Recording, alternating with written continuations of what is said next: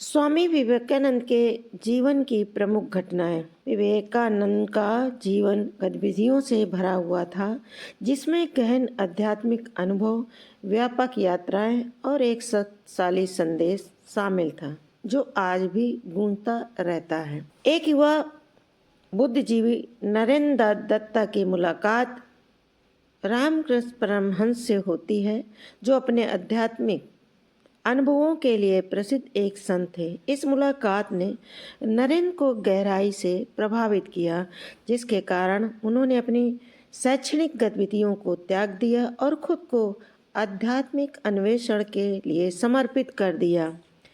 नरेंद्र रामकृष्ण के समर्पित शिष्य बन गए, उनके साथ अनगिनत घंटे बिताए, उनकी शिक्षाओं को आत्मसात किया और उनके आध्यात्मिक परमानंद को देखा।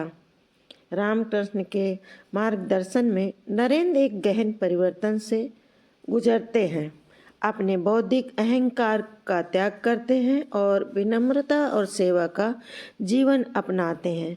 रामकृष्ण के निधन के बाद नरेंद्र भारत भर में तीर्थ यात्रा पर निकल पड़े। उन्होंने गरीबी, अज्ञानता और सामाजिक अन्याय की कठोर वास्तविकताओं का सामना करते हुए व्यापक रूप से यात्रा की। गहन यात्रा और आत्मनिरीक्षण की यह अवध दुनिया के प्रति उनके त्याग और मठवासी नाम स्वामी विवेकानंद की उनकी औपचारिक स्वीकृति में परिणित होती है। विवेकानंद शिकागो में विश्व धर्म संसद में भाग लेते हैं, जहां वे एक शक्तिशाली भाषण देते हैं, जो पश्चिम को हिंदू धर्म से परिचित कराता है। उनका वाक्यपटु भाषण, जो प्रसिद्ध शब्दों अमेरिका के भाई बहनों से शुरू होता है, दर्शकों को मंत्रमुग्ध कर देता है, उन्हें अंतर्राष्ट्रीय ख्यात दिलाता है। विवेकानंद ने रामकृष्ण मिशन की स्थापना की, जो गरीबों और हाशिए पर पड़े लोगों की सेवा के लिए समर्पित एक धर्मार्थ संगठन है। शिक्षा, स्वास्थ्य सेवा और सामाजिक सेवा पर अपने ध्यान के साथ मिशन भारत और दुनिया भर में अच्छे के लिए एक महत्वपूर्ण शक्ति बना हुआ है। विवेकानंद ने संयुक्त राज्य अमेरिका और यूरोप में व्यापक रूप से यात्राएं की, वेदांत का संदेश फैलाया और अपने ज्ञान और करुणा के शब्दों से अनगिनत व्यक्तियों को प्रेरित किया। उन्होंने दुनिया के विभिन्न हिस्सों में वेदांत समाजों की स्थापना की, जो आध्यात्मिक साधकों को हिंदू धर्म के बारे में जानने और अंतर धार्मिक संवाद में शामिल होने के लिए एक मंच प्रदान करता है। विवेकानंद भारत लौट आए और रामकृष्ण मिशन के काम का मार्गदर्शन करने के लिए खुद को समर्पित कर दिया। उन्होंने यात्रा करना और व्याख्यान देना जारी रखा, अनुयायियों की एक नई पीढ़ी को प्रेरित किया और भारतीय समाज पर एक अमिट छाप छोड़ी। 39 वर्ष की अल्प आयु में विवेकानंद ने रामकृष्ण मिशन के मुख्यालय बेलूर मठ में समाधि मुक्ति प्राप्त की।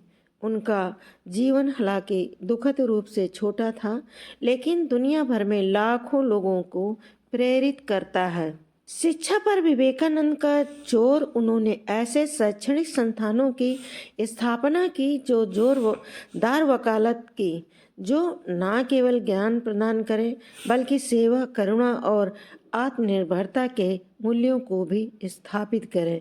महिलाओं के अधिकारों के लिए उनका समर्थन। विवेकानंद महिला सशक्तिकरण के प्रबल समर्थक थे। उन्होंने उन प्रचलित सामाजिक मानदंडों को चुनौती दी जो उनकी स्वतंत्रता और अवसरों को प्रतिबंधित करते थे। स्वदेशी के लिए उनका आह्वान। उन्होंने भारतीयों को अपनी विरासत पर गर्व करने, स्वदेशी उद्योग का समर्थन करने और आत्मनिर्भरता के लिए प्रयास करने के लिए प्रोत्साहित किया। विश्व बंधुत्व का उनका संदेश। विवेकानंद ने अंतर धार्मिक संवाद और समझ के महत्व पर जोर दिया। लोगों से सतही मतभेदों से परे देखने और सभी मनुष्यों को जोड़ने वाली अंतर्निहित एकता को पहचानने का आग्रह किया। इन घटनाओं ने उनकी गहन शिक्षाओं के साथ स्वामी विवेकानंद को आधुनिक भारत के सबसे प्रभावशाली व्यक्तियों में से एक के रूप में स्थापित किया। सार्वभौमिक प्रेम का उनका संदेश, आत्मनिर्भरता पर उनका जोर और न्यायपूर्ण और समतापूर्ण समाज का उनका दृष्टिकोण पीढ़ियों को बेहतर दुनिया के लिए प्रयास करने के लिए प्रेरित करता रहता है।